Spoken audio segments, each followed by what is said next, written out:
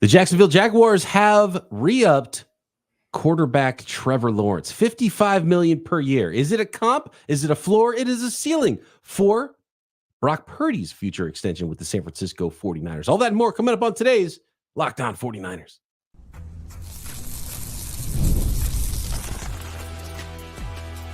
You are Locked On 49ers, your daily San Francisco 49ers podcast, part of the Locked On Podcast Network, your team every day. Welcome to Locked On 49ers. Brian Peacock and Eric Crocker at BD Peacock at Crocky209. Thanks, everybody, for making us your first listen on the Locked On Podcast Network, your team every day. We love our everydayers. Happy Father's Day, by the way, out there. And we appreciate it when you hit that subscribe button on YouTube or wherever you are listening to this podcast. And today's episode of Locked On 49ers is sponsored by FanDuel. Make every moment more. Right now, new customers get $200 in bonus bets with any winning $5 bet. That's $200 in bonus bets with any winning $5 bet. Visit FanDuel.com/locked-on to get started. Shout out to everybody jumping in live with us here Sunday night, a little bit later Sunday night than we usually get going here to start the new week of podcasts. Just got off the road from visiting my pops. It was a fun day.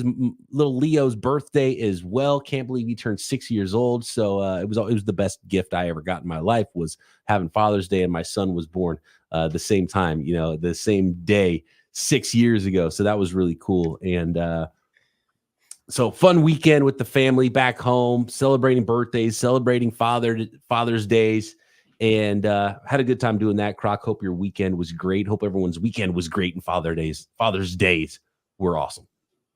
I spent some time with the grandparents. Saw my grandpa. Got to spend some time with my kids. That was pretty cool. We went to the movies. We ate breakfast with my father-in-law as well, and taught my girls how to ride bikes. So I felt almost like a bad dad while teaching them, because I'm like, man, one's 8, one's 10. Was I supposed to teach you guys a long time ago? But better late than never. The Crocker girls now know how to ride bikes. Yeah, I mean, I've already seen them like run at track athletes, hooping. And they got the family genes athletically, so I'm sure it didn't take much to get them on the bikes and get them riding. Speaking of that, you know what I saw? Joe Goodberry, he was a former host of Locked On Bengals, and he does this thing every year, and I saw his video earlier today. He posted it on Twitter. He races his son every day on Father's Day. And his kid, I'm not sure how old his kid is, probably about high school age now. And he's like, this might be the year. My son's the fastest he's ever been, and I'm getting older. Is this the year? And he still beat him. So dad's still the champion in that family. Can you still outrun all of your children, Croc? Because I know you got kids running track. I mean, I know you had some speed, right? So is it getting close? Is there a year in the future where you could say, like, man, once I'm this age, I don't know if I'll be able to run faster than my kids anymore? I have not raced my son Juice. He's here right now. He's turning 17 next month. I think he could get me. You, I bet, right? I think he could get me now. You think so? Yeah. Oh, that might be pay-per-view. I would like to see that event. If you asked him right now, would he say that he could beat you? Yeah, he would say, yeah, he'd beat me. Okay. 17 me versus 17 him, taking me. But 37-year-old me and 17-year-old him, not sure. I raced. There was like this. They do these different track things, and there was like a parent relay race type thing, and I did that, and I almost pulled my quad, and I always felt like I wasn't fast enough to pull muscles, because I just wasn't like the fastest guy. I feel like when you think of, oh, this guy has a hamstring issue, it's always the fast guys. I was never that, but I almost pulled a quad that day, and then because I almost pulled the quad, I was trying to correct it and almost pull my hamstring as well. So my sprinting days probably are really done. I got to stick to golf. That's why I started taking up golf. Old guy sport. Yeah. Same with me, man. You have a kid, you start golfing. That's how it was for me. Pandemic, kid, all happened in a row. Wrong side of 40 now. It's like, you just got to start golfing. So that's where I'm at. That's definitely my speed. I still play a little slow pitch softball though. But even that, like going to the gym, hooping sometimes. I got to retire from hoops. My knee hurt for 2 months after I went skiing last time. It's like you just got to start retiring from all these sports. Like I always get hurt when I'm hooping. It never feels right. I think I'm gonna block the heck out of this shot right now. I'm like, oh man, nope, I didn't get there. I can't get up. It's serious business. Luckily, I still can probably beat Leo in a race. He's just turned 6 years old. But man, by the time he's 10, I don't know if that'll still be the case with the way things are going for me, man. So yeah, anyway, happy Father's Day to everybody out there. Hope you had a good weekend. And Croc, a little contract happened around the NFL since the last time we spoke, and it was a quarterback contract. And it was Jaguars' former number 1 overall pick, Trevor Lawrence, reached a deal with the Jacksonville Jaguars, $275 million, 5-year extension, Croc, $55 million a year, 200 guaranteed in total, 142 fully guaranteed at the moment of signing. He could not get less than $142 million on this deal, even if everything is catastrophic from here on out for Trevor Lawrence. 5-year contract, 275. So the big numbers here are 142 fully guaranteed, up to 200 mil guaranteed on that 275, and an average annual value, Croc, of $55 million per year.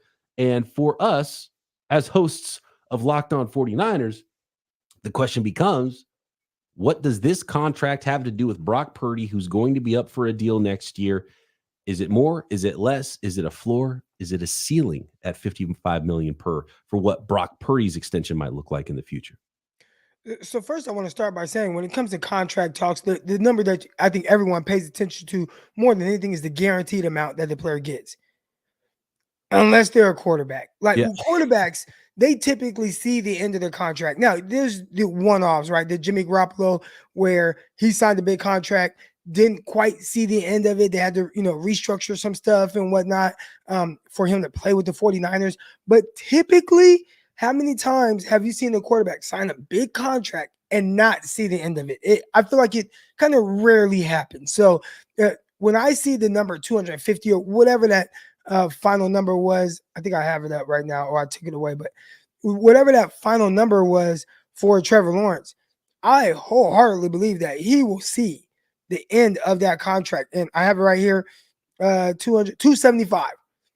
I think he's going to get 275 million.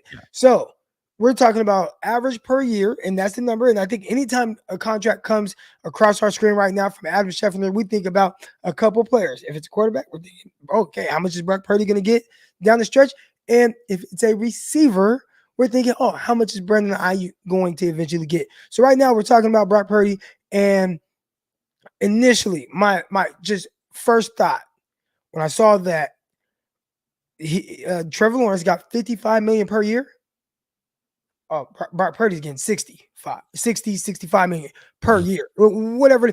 Brock Purdy has been better than Trevor Lawrence. Now, I think maybe a Jaguar fan or anybody outside of 49er fans, because I do have some of them in my mentions, and they're giving their thoughts on Brock Purdy making a lot of money.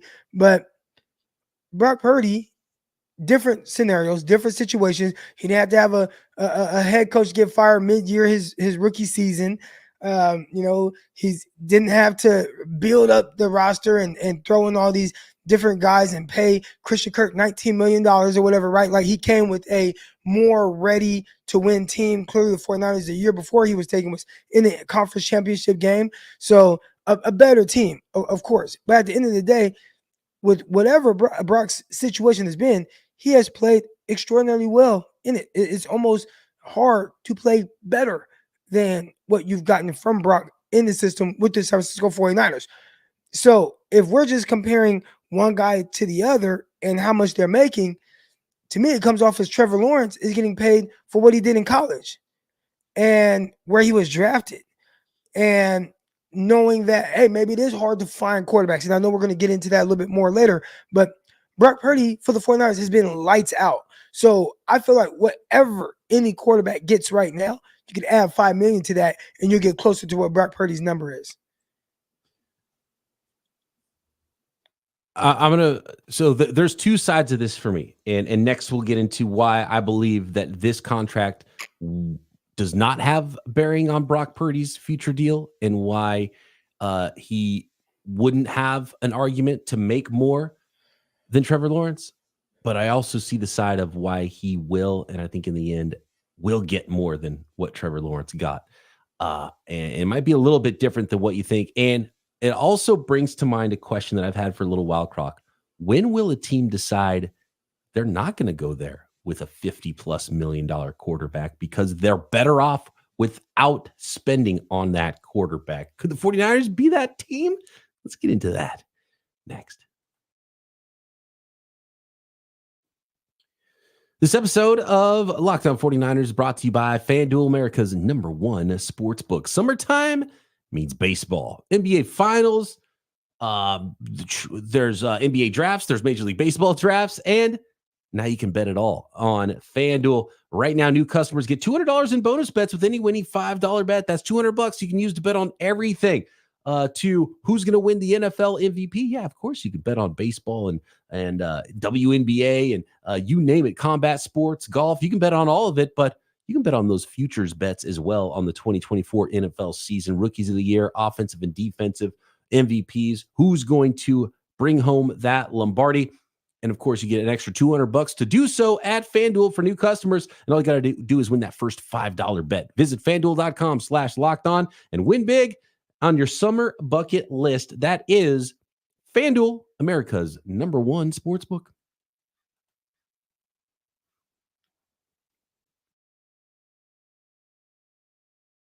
All right, Croc. So there's a few things here. One, and by the way, hold on. Actually, let me pull this up because I think, oh no, do I not have it saved? So David Lombardi of The Athletic tweeted something, and I don't have it up right now, but I'm going to paraphrase. He tweeted something that like, completion percentage over expected, EPA. He just kind of threw out some advanced stats and said, Brock Purdy's agent is going to essentially, or Brock Purdy's all day worth more than Trevor Lawrence is. And Brock Purdy's agent liked the tweet. So what you were talking about earlier about what he's done in the NFL, that Brock Purdy's agent believes that as well. And I cannot imagine that the starting point in any, and again, they can't do a deal this offseason. You can't sign a new contract until after your third season of your rookie contract. So next offseason is the first time the 49ers and Brock Purdy can talk extension. And I would guess that Brock Purdy, with how little he's made so far in his NFL career, he won't show up to anything. He'll be a no-show, and that's going to be our conversation next year if the 49ers don't get it done early in the offseason, an extension, depending on how things play out with Brock Purdy this season, by the way. He still has to play a full season and prove he can stay healthy for a season and play well if he wants to get $55 million or $60 million or 65 or whatever the number ends up being. Hey, real quick, what is 5%? Because I think agents make, 3 to 5%, I believe? I think at one point they did. I think it's much lower now. I think it's like some agents make like 1% to 3% because the deals are so huge now. I think that number has dropped quite a bit. I think it used to be more like 3 to 5%. I think a lot of agents don't even make 3% now. Oh, wow. Because I was going to say, what is 3 to 5% on $300 million? That's why his agent's liking the liking the tweet. Yeah, absolutely. And so statistically, it's not even close. Brock Purdy has played as good as any quarterback in the league the last couple of years. But there's so many factors that play into contracts like this. And you mentioned the draft slot of Trevor Lawrence. He was 1.1. He was, thought of as a generational guy, and he's been not quite that, but he has been very good. And I think he's been let down. His situation was awful as a rookie with the Jacksonville Jaguars. And he's even been let down with the offensive line, drops. And, he's a good quarterback. And I think he's better than what his numbers have shown so far.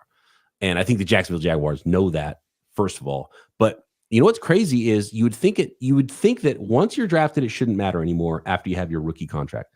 But in negotiations, it helps to be drafted higher. Like if you're a first round pick and you played exactly the same, the first round guy is going to get more in his next contract and has better bargaining power than the guy that was drafted in the 7th round. That's just the way it is. And it's sometimes it just seems kind of crazy that that's the way it is, but it is that way. Pro Bowls, all pros, things like that. You know, if you win an MVP, like everything goes into the resume of what you're able to ask for. And every time you hit an accolade, you get a little bump, and it's another bit of bargaining power. And teams know that, okay, you have this and this that goes on top of this, and we have to pay you even more than we would have if you didn't have any MVPs. You know, if Nick Bosa wasn't Defensive Player of the year before his contract was negotiated, he probably would have made a little bit less. It's just, you know, it's how things go. And I still think Trevor Lawrence being the first pick in the draft is almost better bargaining power than having worse statistics than Brock Purdy. As crazy as that sounds, I think that's the reality and the perception around the league. And I think if you put all the quarterbacks into a draft and nobody had a quarterback, I think Trevor Lawrence would probably get drafted before Brock Purdy. Maybe do you think Kyle Shanahan would draft? And that's what I was going to say. Maybe unless Kyle Shanahan decides that he likes Purdy more than Trevor Lawrence. But I have a sneaky suspicion even Kyle Shanahan would potentially select Trevor Lawrence first, too. And it's not even a knock on Brock Purdy. But there's it's funny. So we talk about how great Brock Purdy has been in his NFL career, his short NFL career. And he was in the MVP conversation last year. But you could build a better quarterback than Purdy, right? Like you could say, okay, all the things that he does great, but then let's add blank, right? Could you build a better quarterback for what Kyle Shanahan wants? Because that's the big, that is the thing. People like to gloss over this. Jimmy Garoppolo was really good for what Kyle Shanahan wanted. Yeah. Now, do you want more? Of course. But in that short to intermediate range and how efficient he was in that area, it was very difficult to get better in that range. And then he found another quarterback who similarly is a little bit physically, not as gifted as other guys, but he still gets it. And then, hey, I get a little bit more here, right? So now it's like, hey, I get Jimmy plus some. And now what is this? Oh, this is a guy that is ultimately dang near about to win NFL MVP, all because he's able to see the field the way that I need him to see the field, and he's able to make these throws that are key in the way that I want to run my offense. And I think Kyle could kind of take that over. It's like me, right? I just got a new vehicle. I love my Dodge Charger, but for what I do daily, that Charger is not great. It is a more powerful vehicle than the one I just recently got.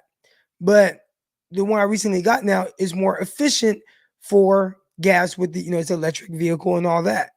I think Kyle, he might see somebody that might be more powerful, might be able to do a little bit more. But man, I don't need you to do all that. That's actually a little too much. I just need you to do this and make this throw. Yeah. And then be able to make this kind of play with your legs here and there. I don't need you to be able to run like Trevor Lawrence. I watch Trevor Lawrence. I think that people they understate how well he actually can run. Like he is a legit threat. And if you wanted to use him like Josh Allen with the leg, like you can. They just don't. But Brock's not that. He has enough with his legs, and he has enough with being able to make the throws that Kyle Shanahan needs him to make. So I do believe that there's a scenario where Kyle Shanahan, even though he can look at Trevor Lawrence and say, this guy is more gifted. He's more gifted. He has more physical capabilities than Brock. But man, I don't need that. I just need to do what Brock does. And I think there's a chance he takes Brock over even a gifted Trevor Lawrence. We already saw it with Trey Lance and how quickly he moved off Trey Lance. And Trey Lance is, the Dodge Charger, but it didn't have the utility that Kyle Shanahan wanted. But if you have that utility and you can do the things you talked about, and you have everything else and have even more of this other stuff that you could potentially make bigger plays. And I think that would be phenomenal in Kyle Shanahan's offense. Ian Sharp in the chat says it was obvious from the start that Purdy was going to be better than Jimmy. And I could see that there was like a little bit of kind of this pizzazz to his game, a little bit more of a kind of backyard, a little bit like Johnny football that's more efficient, right? But Jimmy, there were things that could make you scratch your head. People truly just flat out forget how people felt about Garoppolo in the moment. Like all he did was win games. All he did was complete 70% of his passes.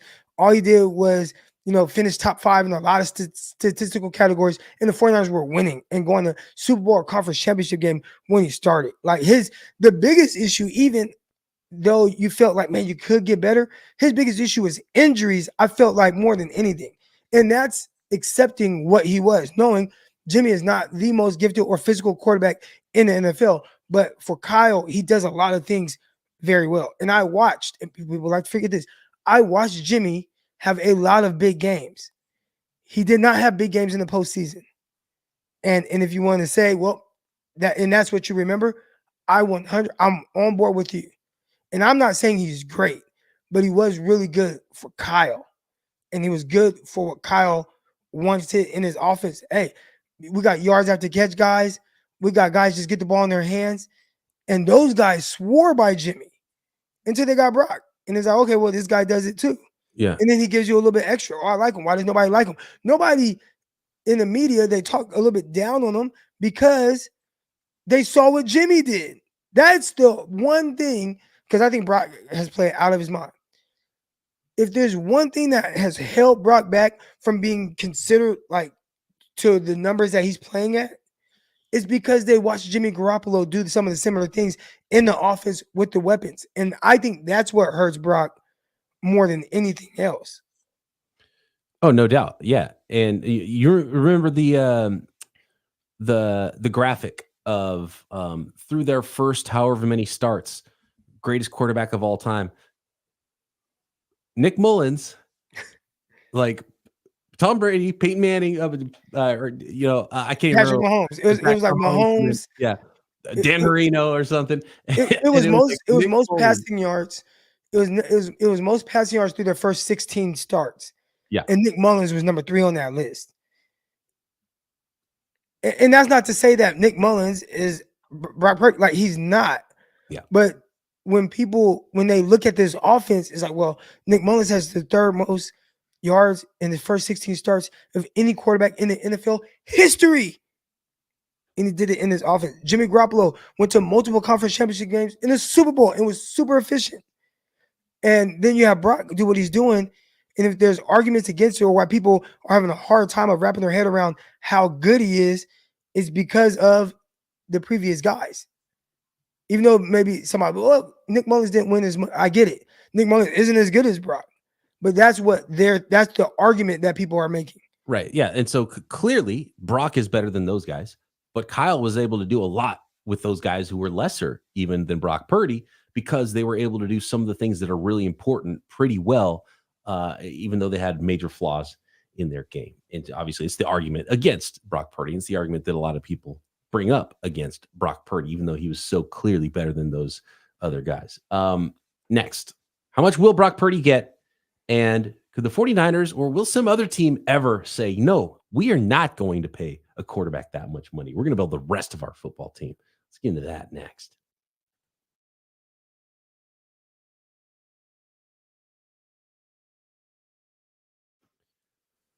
So that said, Brock Purdy's going to get $60 million per year if he has another year like he did last year. Like, if the 49ers go win a Super Bowl with Brock Purdy. By the way, I want people to remember, because it's really easy to disparage like Jimmy Garoppolo or somebody right now. The 49ers said no to Tom stinking Brady, and most people were okay with it. Like, yeah, run it back. Jimmy G's great. We don't need Tom Brady. And it seems insane now. Tom Brady went on to win the Super Bowl that year with the Buccaneers, not the 49ers. And Jimmy Garoppolo went on to get benched by the Las Vegas Raiders. Yeah. I think there was some injury stuff that did actually hamper Jimmy G, but we don't need to go down the Jimmy G road. Brock Purdy's going to get $60 million per year, Croc, if he has another year like he had last year, unless this is a disaster year for the 49ers. And there's a lot that needs to play out because it's going to be a huge chunk. The 2024 season is going to be a huge chunk of Brock Purdy's resume before he does get that extension, right? So a lot still needs to happen for Brock Purdy. This deal is not going to get done now. This deal is going to get done after he plays a full season. How that season looks is going to be the biggest factor. The third year, the year before you get paid, is always the year that is the biggest factor. He's not going to get paid because of last year. He's going to get paid because of what he does this year. Then you stack the other years on top of it. So if he's as good, even better than he has been, and there's no reason why he shouldn't be, he's going to get $60 million per year. Smart by the Jaguars to get that deal done with Trevor Lawrence right now. You got the Dak deal coming. So, Croc, I ask you, when is a team going to say, hold on a second, $50 million? We've seen the team the 49ers have been able to put on the field with a rookie contract quarterback.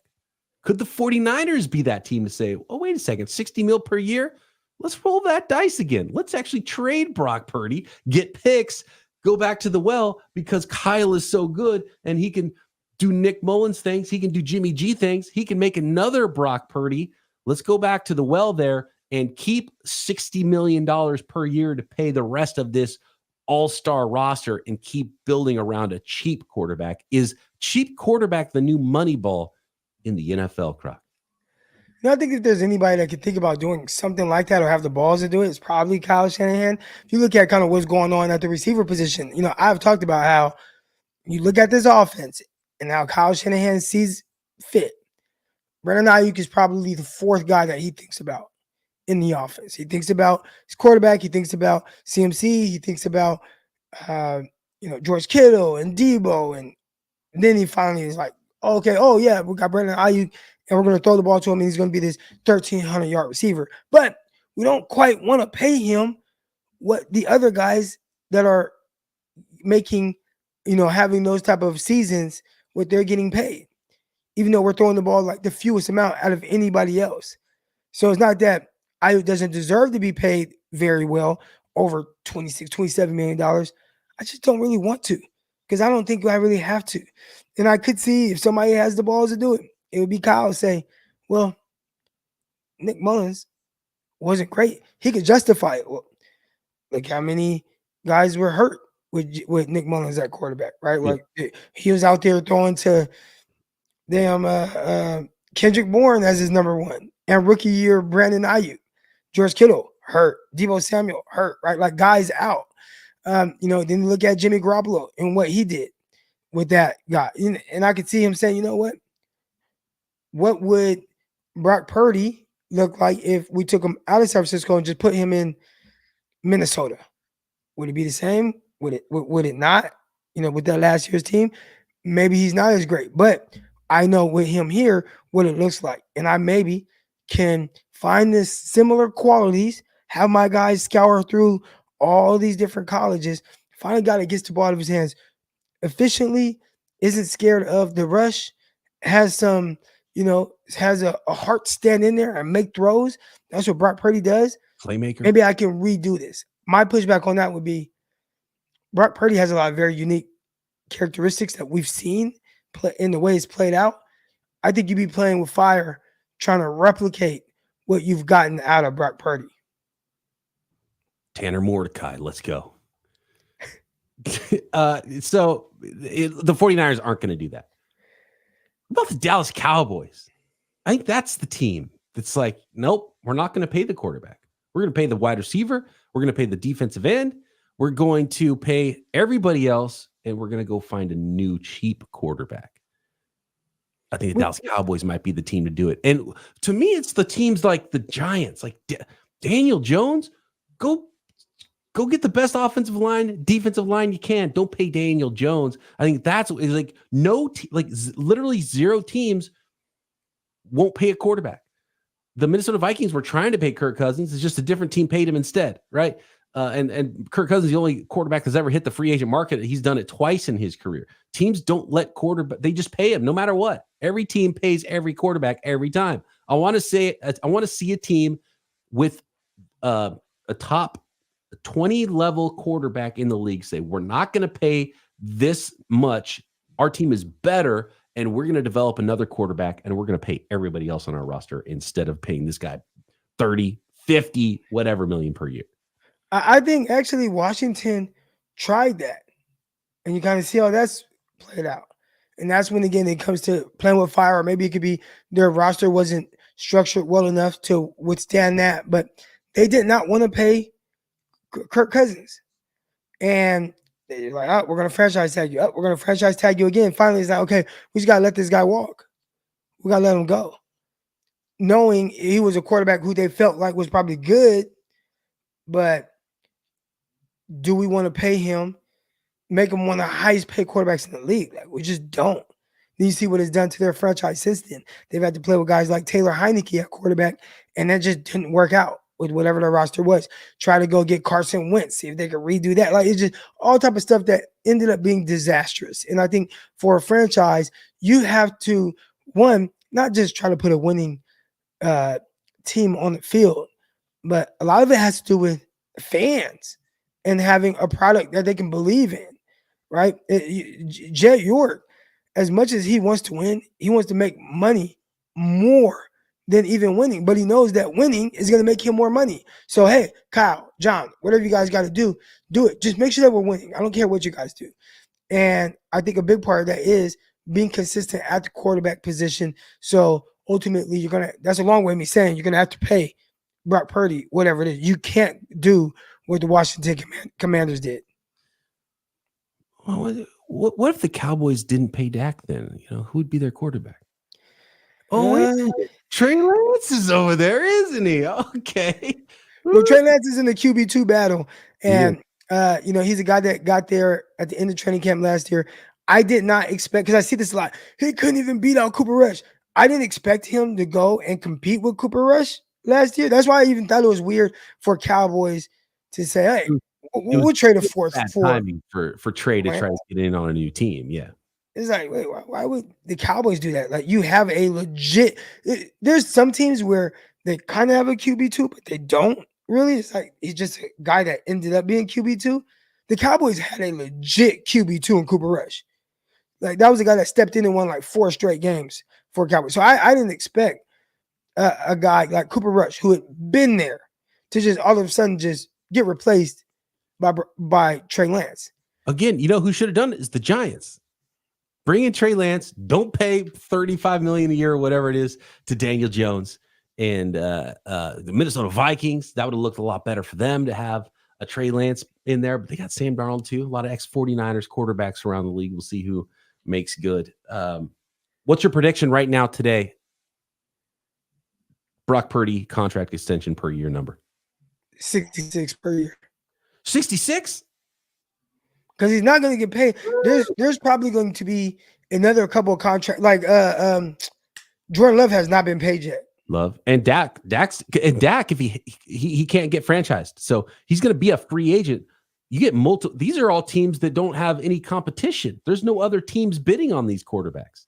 You start getting teams bidding on Dak, a true free agent in Dak, who for sure would be more valuable in the free agent market than Kirk Cousins was last year. And how many teams might bid on him? Team like the Pittsburgh Steelers that have a lot of cap space. The Cowboys have to keep competing there as well. That number could get pretty crazy. So Dak is a good quarterback. Yeah. He has not been good against the 49ers, and they had kind of this meltdown against the Packers in the playoffs. But the Dak, at least regular season, and again, if you're good in regular season, that's still filling seats and making the owners a lot of money. There are owners that would say, hey, we'll pay Dak Prescott to be a good regular season quarterback for us. A lot of money. Here's to Brock Purdy earning $66 million per year, Croc, because that means he has a phenomenal 2024 season, and that'll be good for all of us here at Locked On 49ers. Thanks, everybody, for jumping into the live chat. Appreciate all the listeners out there listening on their way to work on Monday morning. And, of course, if you're watching us on YouTube, you might have seen on the rundown, we're going to talk a little bit about the rookie wide receivers, Ricky Pearsall, Jacob Cowing, average depth of target versus yak yards. Ran out of time today. Let's tease that for tomorrow. Let's talk Madden ratings getting leaked out as well for 49ers players. Croc, on tomorrow's episode, Croc and I will be back. Make sure you subscribe on YouTube and everywhere you listen to your podcast, by the way. Croc and I back here tomorrow. Locked On 49ers.